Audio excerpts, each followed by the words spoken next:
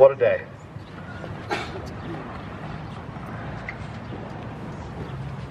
Excuse me for a second. This has been a long time coming. First of all, I want to thank the city of Laramie. They accepted our donation, and it's really in a perfect place as far as I'm concerned. This is a great environment. This park is the premier park, I think, in this city, which a lot of youth will come, read what this memorial is about, and it'll just be seen by thousands of people every year.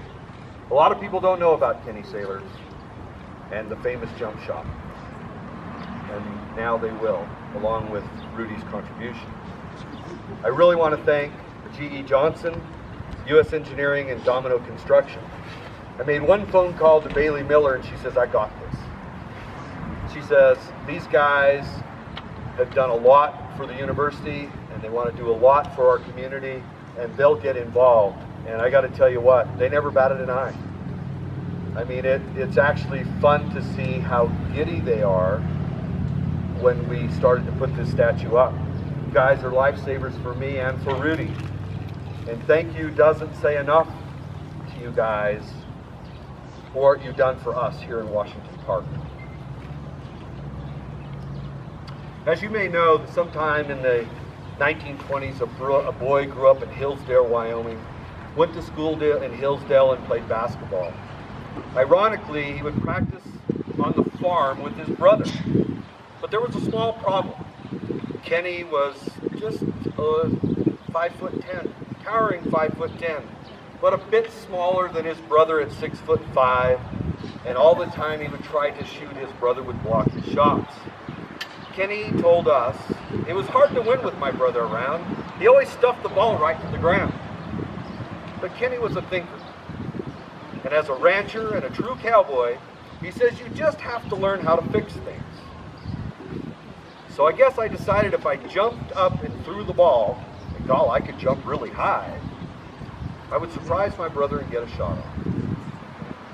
Well, guess what? It worked. And his brother Bud said, I think you got something there, Kenny. And that's how Kenny became the inventor of the jump shot. This marvel helped the University of Wyoming not only to the NIT championship, but the NCAA, and eventually a World Amateur Basketball Championship in 1943. We beat them all, he told us.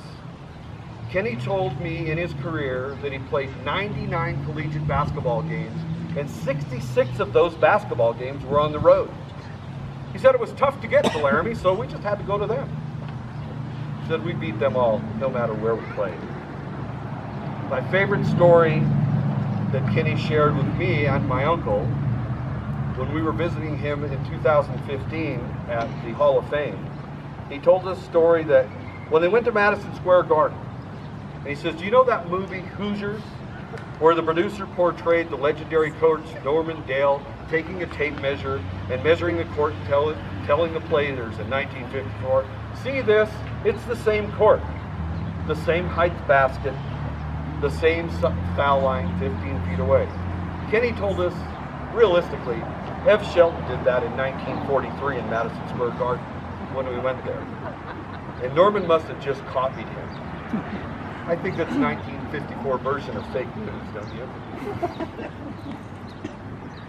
Rudy and I spent many hours with Kenny over the last few years of his life. We showed Kenny the sculpture, talked about basketball, talked about hand position. We talked about his revolution of the game and how great it, and he told us how great it was to teach Eskimo girls the game of basketball in Alaska. But my fondest memory is of Kenny and Rudy shaking hands. Kenny thanking Rudy for his work and letting us create this statue.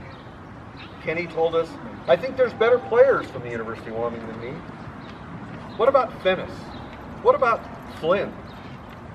Our response was this, you're a legend, Kenny. NCAA tournament most valuable player in 1943, the only three-time All-American from the University of Wyoming, and the man who invented the jump shot just to beat his brother in the game of basketball. You are a Wyoming legend and basketball legend. we told Kenny, those guys are just trying to follow in your shoes.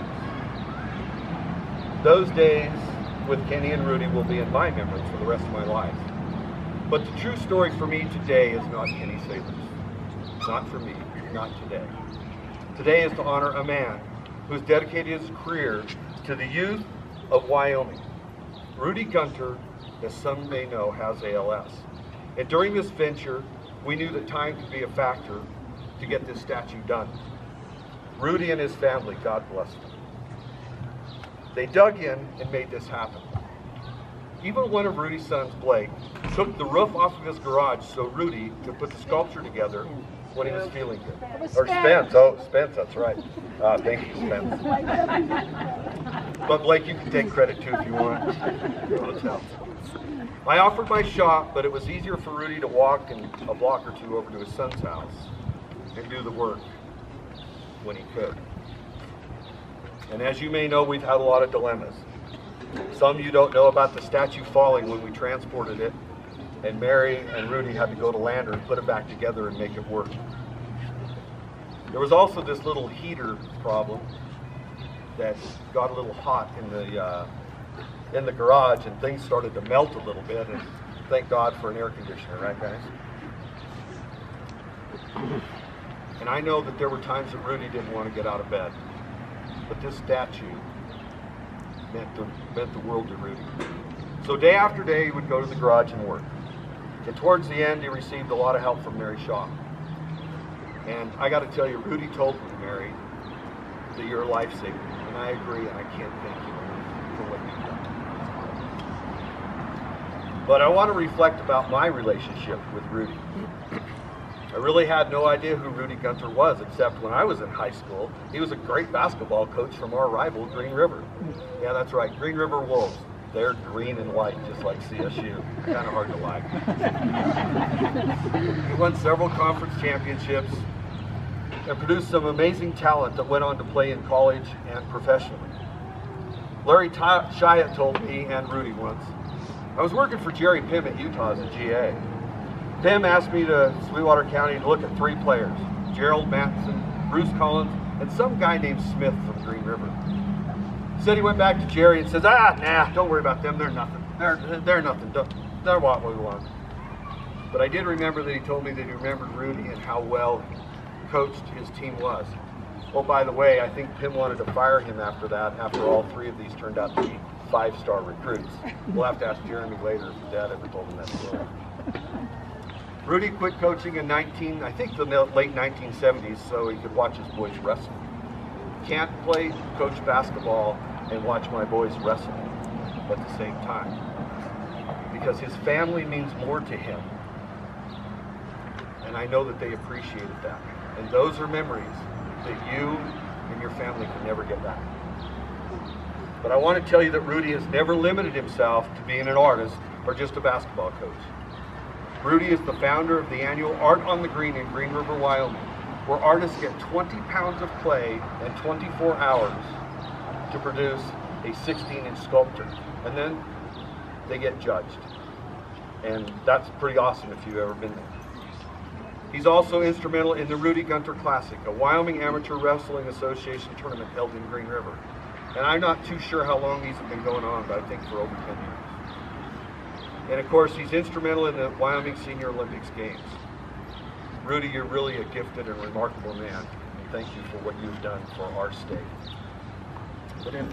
But in conclusion, before I ask Rudy and his wife Sandy and maybe his family and Mary to come up and unveil this amazing work of art, I want to reflect my relationship with Rudy and tell you how appreciative I am for his work and for his friendship.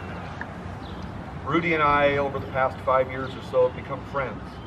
And his wit and his love for his family, the youth of Wyoming, Kenny, and the Cowboys go deep. I admire him for that. And as a graduate of the University of Wyoming, I know his blood too runs brown and gold. And as for his friend Kenny, well, they competed against each other, but they also helped start the Senior Olympics here in Wyoming together. Not just as competitors, but friends, and doing for others, and thinking about them, not themselves. When it comes to passion for the youth and family of this great state, there are very little differences between Kenny and Rudy. Rudy loves sacrificing and giving to others, sharing experiences, and making memories with everyone who surrounds him. I applaud and I admire you, Rudy, for sticking this out and letting me tell the story. Kenny's story is a great story and his jump shot is legendary. But Rudy, this statue is about your love for art, your desire for people to learn and to reflect, and how you have showed me in this state your persistence to overcome every obstacle that's thrown around in front of you. Thank you again, Rudy, for your friendship. Thank you for this magnificent piece of art. I'm sure the city of Laramie will appreciate it, and they appreciate your talent and your gift. The youth will learn more about you and about Kenny because of this statue.